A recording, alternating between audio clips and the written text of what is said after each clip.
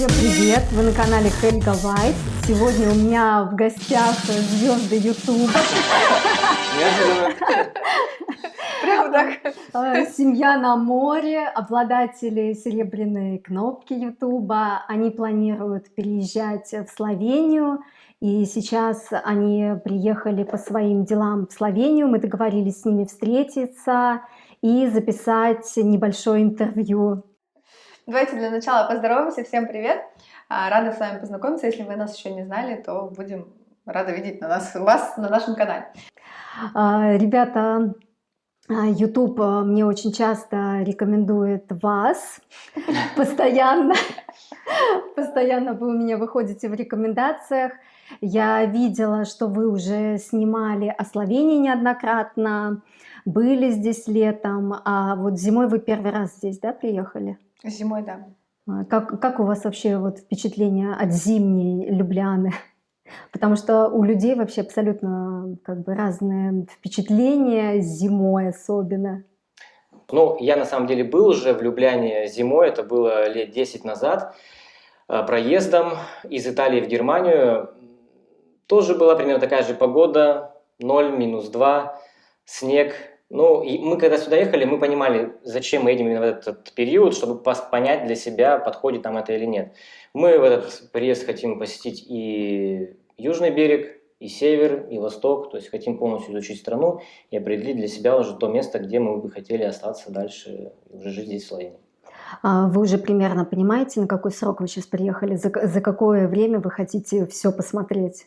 То есть мы сюда приехали уже не как разведчики, мы уже открываем компанию. Вот, поэтому наша цель основная тоже определиться с городом, где мы хотим жить, и открыть компанию. Документы мы сдали, сейчас немножко подождем, подпишем еще пару документов. И, в принципе, за неделю, я думаю, мы успеем и уже отправимся обратно домой в Калининград. А вы еще, получается, совершенно не определились, где вы будете жить? Я думаю, что это или Любляна, либо пригород Любляны, или Порторож, Копер. Короче, мы не определились. Да, это что-то совсем такое все разное. Ну, мы вот завтра планируем поехать на побережье, посмотреть, как там. Мы были на побережье тоже, вот, но именно нас даже спросили, почему вы именно сейчас едете в Любляну, почему вы сейчас едете в Словению. Ну, то есть сейчас зима, тут не сильно так, там, условно говоря, красиво. А мы говорим, что мы хотим приехать именно в те условия зимние, да, чтобы понять, какой наихудший вариант нас может ждать. И потому что имеем опыт переезда и знаем, что путешествовать и смотреть как турист и жить — это совсем разные вещи. Вот, поэтому мы сейчас поедем, посмотрим, что на побережье, и потом уже примем решение уже окончательно. Конечно, это будет зависеть еще от некоторых факторов, которые там школа, да, и вот такие. Жилье, наверное, самое главное, чтобы мы смогли найти квартиру. Да. Вот, но при этом все равно хочется потеплее. Потеплее хочется. Да. Хотела спросить, а как вы планируете жилье искать? Вам будет кто-то помогать или как вы уже договорились? Каким образом? Ну, пока не думали, как мы будем искать. Но есть сайты, где можно смотреть. Я уже примерно представляю, какие цены.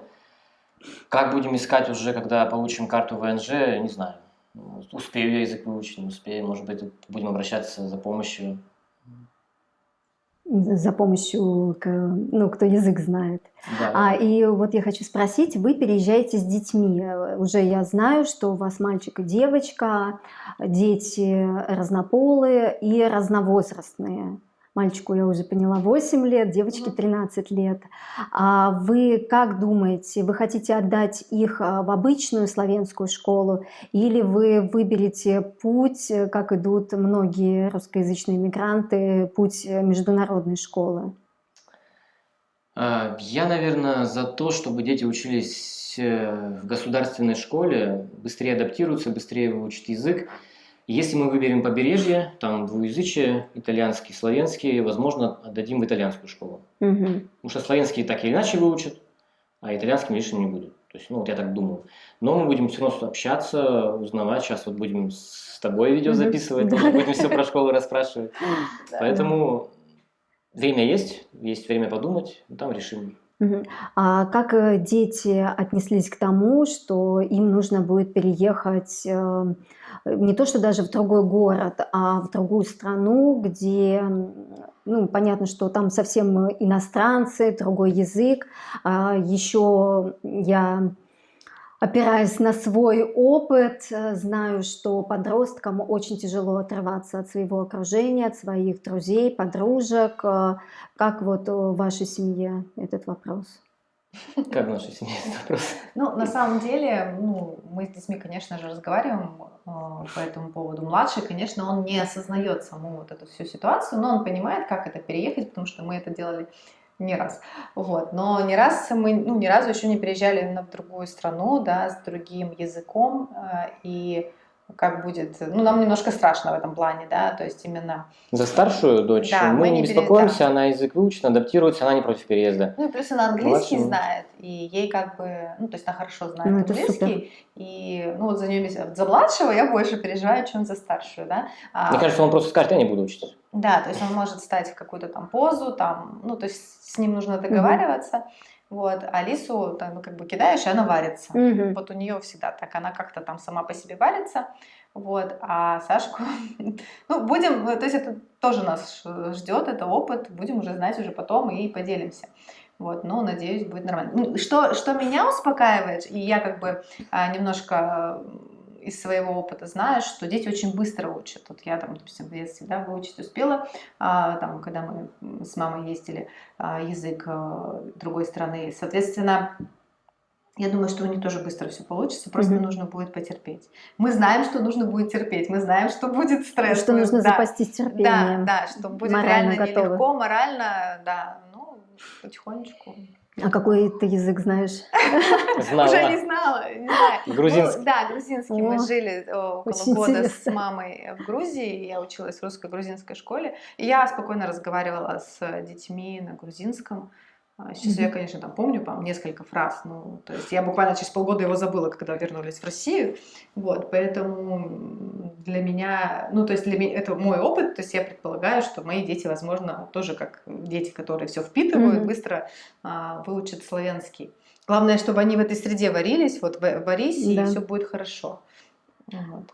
Еще хочу спросить, наверняка у вас есть какие-то страхи, то есть чего вы больше всего опасаетесь? Потому что вы уже, я вижу, не первый раз в Словении, и вы уже со многими общались, и наверняка состоите в наших местных группах на И Фейсбуке. я специально туда не захожу. ты специально не Да, заходишь? да. Специально я Зачем себя вообще- расстраивать? Зачем себя пугать, да, лишний раз? Нет, я вообще такие тусовки там не люблю писать, мне чаты-то пугают, вот эти все школьные, там лишний раз никуда ничего не захожу, потому что, ну, как-то, ну, не мое, мне нет времени на это, чтобы физически что-то там читать, Мы переписываться. опираемся на опыт свой личный и на опыт людей, с кем мы общаемся. Вот. Ну, Какие-то левые люди, которых я знать не знаю, что там мне пишут, рекомендуют, я не обращаю на это внимания. Мало Ну, ли, что то они есть, если человек нам близок по восприятию, да, то есть по мировоззрению, условно, там как-то, ну, то есть ты чувствуешь этого человека, вот, например, да, также мы тебе написали, вот, то есть мы сошлись таким взаимопониманием, и нам комфортно, мы узнаем, вот, да, я уже не раз говорила тоже у нас на канале, что у нас эта поездка такая не туристическая, а именно вот внедриться, узнать, со всеми пообщаться, и, ну, и как-то, ну, то есть, как сказать, рационально воспринимаем ту информацию, которую нам говорят, вот, перенимаем ее на себя. Да, какие страхи у тебя есть? Страхов? Ну, страхи у меня только вот единственное, что мне надо учить славянский язык, это мой самый такой страшный сон, вот, потому что... Ну, страхи какие могут быть? Вот это обострение То есть- ситуации политической. Мы не понимаем, что будет дальше. Вдруг перекроют кислород, взаимоотношения, там, Евросоюз, Россия. Финансовый вопрос, конечно же, тоже всегда он нужен. Ну, тут другая страна, другие, ну, естественно, законы. Естественно, тут другие, уклад вообще другой жизни, люди и менталитет другой. То есть, возможно, что-то у нас принятое здесь совершенно не принято, и мы можем не знать. Ну, это в любом случае можем с этим столкнуться. Ну, это меня не пугает, да, тоже, в принципе, нормально. То есть, это уже просто сейчас, что в первое в голову приходит, что меня может испугать. Да, дети, чтобы было комфортно, мы привыкли, чтобы было комфортно именно не то чтобы там шикарно жить, а именно комфортно жить, работать, чтобы нас это не напрягало. Вот это меня может дискомфорт какой-то вызывать. Ну, я думаю, что надо немножко ужаться. Ты не договорила, а почему ты боишься язык? Вот что тебя пугает? Да. Язык учить для меня это... Ну, то есть это такое там... Не хочу учить язык, ну, то есть мне не хочется напрягаться, вот. А тут для того, чтобы, то есть смотри, мы были в разных странах, да, в любой стране ты можешь там не учить, с тобой учат русский язык, там в Турции мы были еще где-то. Здесь, чтобы в этой среде находиться, ходить в школы, нужен язык, и получается, я буду вынуждена его учить, и, то есть получается, я загоняю сама себя вот в эти такие дискомфортные рамки, Я думаю, мало кому хочется, в принципе, брать и учить язык. Да, без желания, да. Если весь говорили по-русски, всех бы это устроило немного.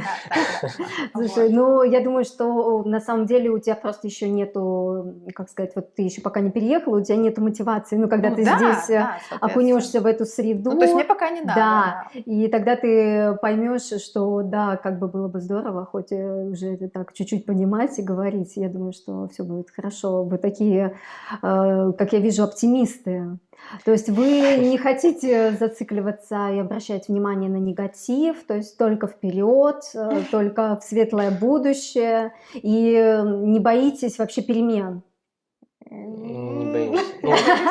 Ну, глядя на ваш опыт... нам скучно, вот, знаешь, без перемен. Нам скучно без перемен. Надо перемены. Надо пойти учить славянский. Надо переехать в Словению, засунуть детей в другую школу. Нам скучно. Вот мы играемся. То есть такие еще искатели приключений на самом деле. Очень это... Возможно, так. Это вообще на самом деле очень интересно. Не каждый день встретишь таких людей. Ну, скучно же сидеть на диване и там лежать, смотреть телевизор. Думаешь, так вся жизнь пройдет. А тут хотя бы помучаешь себя. Хотела еще просто бытовой вопрос спросить. Как вы думаете, вы уже рассматривали, будете ли вы с собой вещи какие-то перевозить, или вы там большую часть вещей оставите здесь, как вот вы... Ну, так как мы живем в Калининграде, я надеюсь, что Польша пропустит нас с карточкой ВНЖ, и все, что влезет в машину, конечно, мы набьем. Вот. Может быть, два раза я скатаюсь туда-сюда. С машиной, кстати, решили уже, как будете поступать? Машину, я думаю, когда мы уже освоимся, я пока первые полгода, наверное, поезжу на своей, потом приеду в Калининград и там продам, и уже здесь куплю. Вот Ролик мой смотрели про машины? Я смотрел, про европейские машины, да? Там? Нет, там как раз про российские номера, там про все вот это вот. Ну нет, я не хочу заморачиваться с растаможкой. То есть... Да, мы тоже не стали растамаживать, продали машину. Тем более сейчас мы купили взлетели в России цены. Да. Можно удачно продать. Судя по вашему опыту, вы очень часто переезжали. Как вы думаете, вы задержитесь в Словении или вы потом захотите куда-то еще переехать? Нам тоже подписчики написали, когда мы сообщили, что мы переезжаем в Словению, да, в Испанию уедете, да нет, в Германию потом все равно поедете, вернетесь в Калининград в итоге. Я не буду загадывать сейчас. Я не думаю, что да, мы вернемся в Калининград в том виде, в котором сейчас. Вот, но, естественно, мы пока никаких там связей, ничего не обрубаем, но я не буду закладывать. На данный момент Словения нас устраивает территориально в Европе. То есть, что здесь нет в Словении, что есть там в Испании или еще где-то. Море есть, климат теплый есть, и, пожалуйста, там в центре Европы, хочешь туда, хочешь сюда, что не хватает? Ну, здесь только единственный момент, в отличие, например, от Испании, тоже общалась с ребятами, которые хотели сначала переехать в Словению, а потом выбрали Испанию. Только потому, что Испания страна больше, и возможностей для бизнеса они там видели больше. Я думаю, что... У них свое направление, возможно, для Я думаю, что в Словении, что в Испании, что в Италии российскому человеку будет сложно организовать какой-то бизнес. Вот. Единственное, что может быть какое-то там, не знаю, опять же, для туристов что-то. Да. Не знаю. Время покажет, как будет. Да, то есть мы переезжаем в Словению, а что будет дальше, мы не знаем. Ответ на твой вопрос. Еще хочу спросить по поводу, не пугает ли вас скука? Не думали ли вы, что вам вот в такой маленькой стране вдруг станет скучно? Наоборот, хотим поспокойнее что-нибудь. Да, ну что значит скучно? То есть я не знаю. То есть люди, которые предпочитают ходить в ночные клубы, ну, конечно, Словения это не для этих людей. Здесь что нам нравится? Природа, море, горы, рядом Италия, Австрия, Хорватия, что еще нужно? То есть вот нам что еще Безопасно. нужно? Вот. Безопасность, да, тоже очень важно. И хочу в конце провести такой маленький блиц-опрос. Такой, это шуточный, можно сказать. Что вы выбираете, море или горы? К чему у вас больше душа лежит? Море. Море, наверное. Море все-таки. Кремную резину или гибаницу? Гибаницу. Я не знаю, что первое было. Гибаница это же Это то, что вы... сладкая То, что мы штука, съели, да, мы уже а знаем. кремния это что-то. Пирог тоже. Ну, какой-то, это такое да? воздушное, больше как такое, больше как суфле, такое тоже местное. Я десерты не люблю, но вот эту гибаницу я с удовольствием съел, вообще супер, всем рекомендую. Инстаграм или Ютуб? YouTube. Инстаграм. Почему? Я Инстаграм. У нас он Ютуб. разделение. Ну да. Я по Инстаграму, он по Ютубу. Спасибо, ребята, большое за интервью. Надеюсь, что мы будем с вами общаться, когда вы переедете. Обязательно. Обязательно. Такая удочка. Мы тебе будем каждый день писать. Оля, помоги, Оля, Не помоги. отвертитесь. Да, кстати, действительно, если вам нужна будет помощь, то не стесняйтесь, пишите. Большое спасибо. Может быть, надо будет действительно с квартирой помочь найти. Я просто очень люблю дела с недвижимостью. Кстати, сейчас Да. поговорим на эту тему, у меня сидите. Да, мне это интересно. И если вам нужна будет помощь по поиску, созвониться, сходить там на осмотр, то я с удовольствием. И сейчас мы с моими зрителями прощаемся.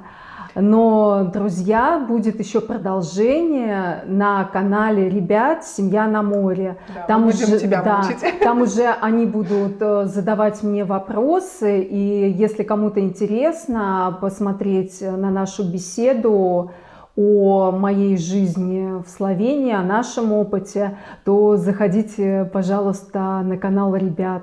Ссылку я дам в описании. Ну все, пока. Всем пока. Всем пока. Пока.